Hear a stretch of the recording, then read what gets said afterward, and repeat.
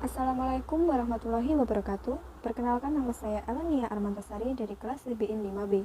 Di sini saya akan mempresentasikan hasil rancangan profil bahan ajar dan bedah kompetensi yang sudah saya kerjakan. Yang pertama, judul bahan ajar yang akan saya kembangkan yaitu modul pengantar materi analisis teks karya ilmiah. Kelebihan dari modul pengantar materi analisis teks karya ilmiah ini adalah yang pertama, mengatasi keterbatasan ruang dan daya indera baik peserta didik maupun pendidik.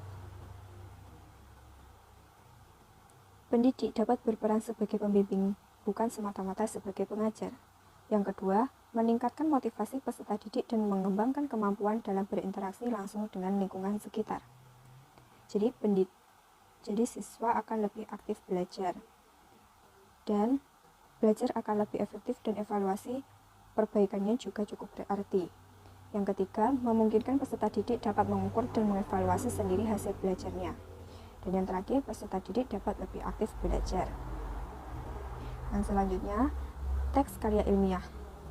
Pengertian dari teks karya ilmiah sendiri yaitu adalah karya tulis yang dibuat untuk memecahkan suatu permasalahan dengan landasan teori dan metode-metode ilmiah. Ada juga beberapa pengertian teks karya ilmiah menurut para ahli. Yang pertama, menurut Brotowijoyo, karya ilmiah merupakan karangan ilmu pengetahuan yang menampilkan fakta dan dibuat dengan menggunakan metodologi penulisan yang baik dan benar. Sedangkan menurut Eko Susiem, karya ilmiah merupakan suatu tulisan ataupun karangan yang didapatkan sesuai dengan sifat keilmuannya dan didasari dari berbagai hasil pengamatan, penelitian, dan peninjauan terhadap bidang ilmu tertentu, yang disusun dengan menggunakan metode tertentu dengan memperhatikan sistematika penulisan yang baik dan santun, serta dapat dipertanggungjawabkan keilmiannya. Struktur teks karya ilmiah yaitu judul. Judul sebuah karya ilmiah harus mencerminkan dan konsistensi dengan ruang lingkup penelitian, tujuan penelitian, subjek penelitian, dan metode penelitian. Yang kedua, pendahuluan. Pendahuluan itu berisikan dasar-dasar penelitian ilmiah yang dilakukan, masalah yang diangkat, dan mekanisme penyelesaian masalah itu. Pendahuluan karya ilmiah biasanya terdiri dari latar belakang, perumusan masalah, tujuan, dan manfaatnya. Yang ketiga, isi dan pembahasan. Bagian isi dan pembahasan ini bisa terdiri dari satu atau lebih bab. Jumlah bab pada bagian ini tergantung beberapa pelik pembedahan dan pembahasan dari bahan penelitian tersebut. Selanjutnya, ciri kebahasaan teks karya ilmiah yaitu reproduktif. Artinya, karya ilmiah ditulis oleh peneliti atau penulis harus diterima dan dimaknai oleh pembacanya sesuai dengan makna yang ingin disampaikan. Yang kedua, tidak ambigu. Sebuah karya ilmiah harus memberikan pemahaman secara detail dan tidak dikemas dengan bahasa yang tidak membingungkan. Dengan begitu, maksud dari karya ilmiah itu bisa langsung diterima oleh pembacanya. Yang ketiga, tidak emotif. Artinya, karya ilmiah yang ditulis tidak melibatkan aspek perasaan dari penulisnya, sebab karya ilmiah yang ditulis tidak melibatkan aspek perasaan dari penulisnya. Karya ilmiah harus memaparkan fakta yang didapatkan dari hasil analisis penelitian, bukan dari perasaan subjektif dari penulisnya. Yang keempat, menggunakan bahasa baku. Penggunaan bahasa baku itu meliputi setiap aspek penulisannya, mulai dari penulisan sumber, teori, hingga penulisan kesimpulan. Ketidakbakuan pada tulisan karya ilmiah hanya akan membuat pembacanya bingung, dan apa yang ingin disampaikan dalam tulisan tidak dipahami pembaca. Yang kelima, bersifat objektif. Karya ilmiah harus bersifat objektif. Hal ini sangat penting karena karya ilmiah tidak dibuat berdasarkan perasaan penulisannya.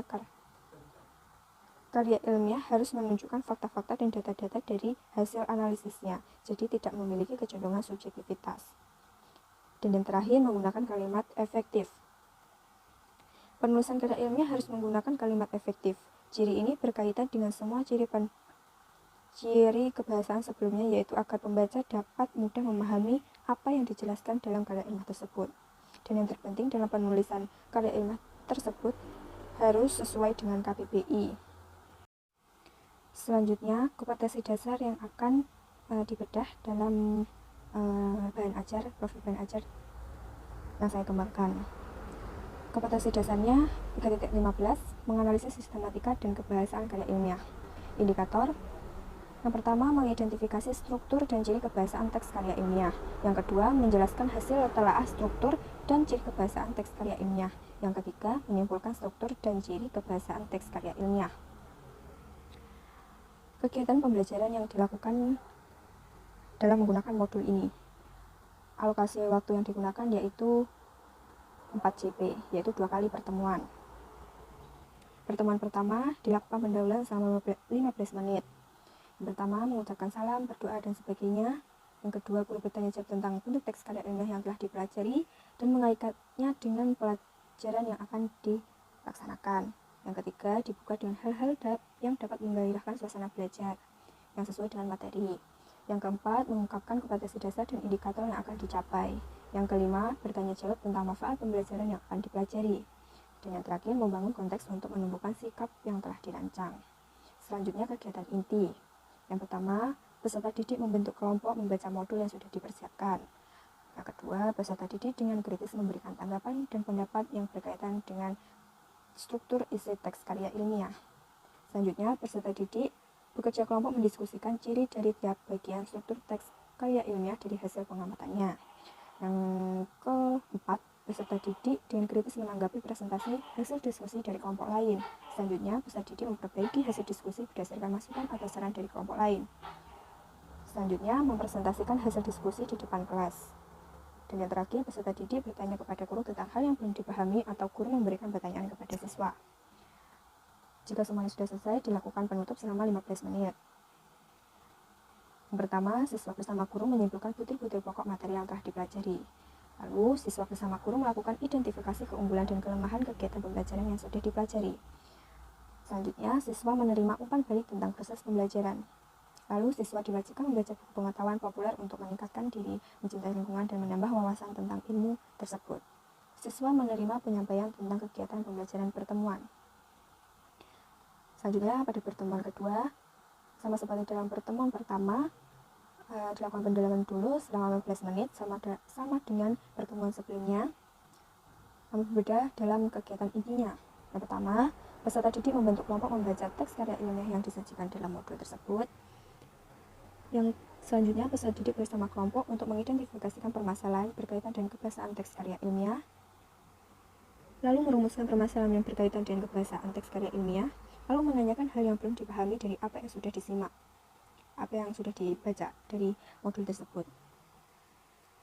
Lalu, peserta didik dibimbing guru untuk mengidentifikasikan beberapa hal yang sudah disebutkan, yaitu mendaftarkan istilah pada teks karya ilmiah, menelaah untuk melengkapi teks, menelaah dan membagi perpaduan paragraf, menyunting kalimat dan mengungkapkan klasifikasi dan kalimat boros, menelaah prinsip penggunaan kata, kalimat, tanda baca, dan ejaan. Selanjutnya, peserta didik dengan kritis mengevaluasi dan menanggapi presentasi hasil yang dilakukan oleh kelompok lain. Selanjutnya, peserta didik bekerjasama memperbaiki hasil diskusi berdasarkan masukan atau saran dari kelompok lain. Lalu, jika semuanya sudah selesai, peserta didik mempresentasikan hasil diskusinya. Selanjutnya, peserta didik bertanya kepada guru tentang hal yang belum dipahami atau guru memberikan pertanyaan kepada siswa. Jika semuanya sudah selesai juga, dilakukan penutup selama 15 menit. Sama seperti pertemuan sebelumnya, yaitu siswa bersama guru menyimpulkan butir-butir pokok materi yang telah dipelajari. Lalu, siswa bersama guru melakukan identifikasi keunggulan dan kelemahan dari kegiatan pembelajaran. Selanjutnya, siswa menerima umpan balik tentang proses pembelajaran. Lalu, siswa diwajibkan membaca buku dan siswa menerima penyampaian tentang kegiatan pembelajaran pertemuan berikutnya. Lalu, rubrik penilaian. Rubrik penilaian pada pertemuan pertama, yaitu penilaian sikap. Tekniknya observasi atau pengamatan. Bentuknya catatan hasil observasi, yaitu di situ ada format penilaiannya, ada nama siswa, skala sikap atau rasa ingin tahu, jika kurang dicentring kurang, jika cukup dicentang cukup, jika baik dicentang baik, jika sangat baik dicentang sangat baik. Selanjutnya, penilaian pengetahuan. Tekniknya berupa bentuk tes. Bentuknya bisa tertulis dan penugasan kelompok. Instrumen penilaiannya, peserta didik membentuk kelompok membaca teks karya ilmiah yang sudah disajikan dalam modul tersebut. Terus tentukan ciri-ciri tiap bagian struktur teks karya ilmiah. Format penilaiannya seperti itu, aspek dan kriterianya, menentukan struktur teks.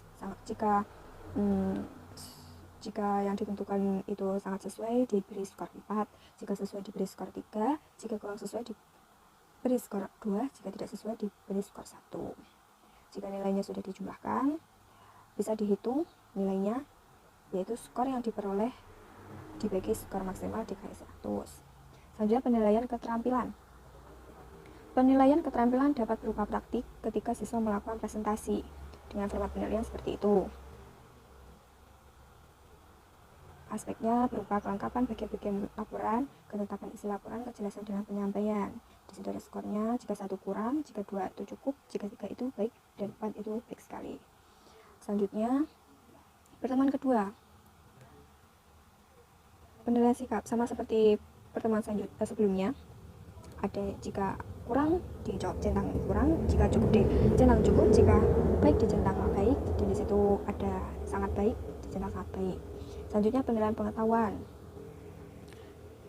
Itu teknik penilaiannya berupa tes, bisa bentuknya tertulis atau penugasan kelompok.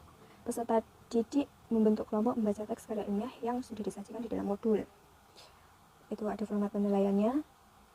Dari aspek dan kriteria itu sudah bisa dibaca ya. Menentukan penggunaan kata, itu jika sangat bagus diberi skor 4, jika bagus diberi skor 3, jika kurang bagus diberi skor 2, dan tidak bagus diberi skor 1. Sama selanjutnya menggunakan kalimat juga seperti itu, penggunaan ejaan seperti itu, penggunaan tanda kutip juga seperti itu. Rumus untuk memperoleh nilainya yaitu skor yang diperoleh tadi dijumlahkan, lalu dibagi skor maksimal dikali 100. Di sini ada juga format penilaian simpulan, struktur, dan kebahasaan teks karya ilmiah. Format penilaiannya yaitu aspek dan kriterianya menentukan struktur teks. Jika sangat sesuai diberi skor 4, jika sesuai diberi skor 3, jika kurang sesuai diberi skor 2, dan jika tidak sesuai diberi skor 1. Selanjutnya perumusan nilainya sama seperti sebelumnya, yaitu skor yang diperoleh dibagi skor maksimal dikali 100. Penilaian keterampilannya. Penilaian keterampilan dapat berupa praktik ketika siswa melakukan presentasi. Penilaian portofolio dilakukan terhadap tulisan-tulisan siswa baik yang berupa ringkasan atau penyimpulan. Format penilaian presentasi kelompok seperti itu, ada aspeknya, kelengkapan bagian-bagian laporan, ketetapan isi laporan, kejelasan dalam penyampaian. Jika kurang diberi skor 1, jika 2 diberi skor, jika cukup diberi skor 2, jika baik diberi skor 3, dan baik sekali diberi skor 4. Lalu setelah itu dilakukan remedial dan pengayaan. Remedial ini ditujukan bagi siswa yang belum tuntas mencapai KD yang diharapkan. Tahapan pembelajaran remedial ini dilaksanakan melalui penugasan, kemudian diakhiri dengan uji kemampuan dengan tes.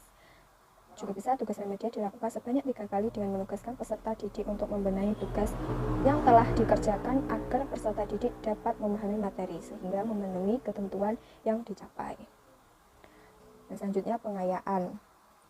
Kegiatan pembelajaran pengayaan dirumuskan sesuai dengan karakteristik peserta didik, alokasi waktu, sarana, dan media pembelajaran. Lalu judul bab yang saya gunakan dalam modul pengantar materi analisis karya ilmiah, yaitu mengonstruksi sebuah karya ilmiah dengan memperhatikan isi, sistematika, dan kebahasaan karya ilmiah. Baik, sekian presentasi dari saya. Bila ada kurang lebihnya saya mohon maaf. Terima kasih dan wassalamualaikum warahmatullahi wabarakatuh.